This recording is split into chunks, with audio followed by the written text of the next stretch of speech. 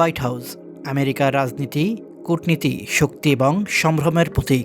২০০ বছরের বেশি পুরনো এ বাড়ির সাথে জড়িয়ে আছে অনেক ইতিহাস। হোয়াইট হাউস যুক্তরাষ্ট্রের প্রেসিডেন্টের বাসভবনও। যুক্তরাষ্ট্রের দ্বিতীয় প্রেসিডেন্ট জন অ্যাডামস থেকে শুরু করে জো বাইডেন সবাই বাস করেছেন এই সাদা ভবনে।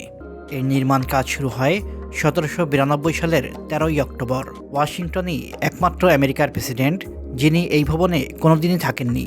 এই ভবনটি নির্মাণে ব্যবহার করা হয়েছে বেলে পাথর। তখন এর নাম হোয়াইট হাউস ছিল না।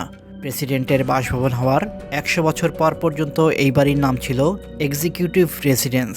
১৯০১ সালে এই বাড়িটির নামকরণ করা হয় হোয়াইট হাউস। শুনতে আশ্চর্য লাগলেও এই অত্যাধুনিক ভবনটিতে প্রথম প্রায় ১০০ বছর কোনো বিদ্যুতের লাইন ছিল না। হোয়াইট হাউস আলোকিত হতো গ্যাস বাতিতে। প্রথম এই বিল্ডিংয়ে বিদ্যুৎ সংযোগ এসেছিল ২৩তম প্রেসিডেন্ট বেঞ্জামিন হ্যারিসনের সময়।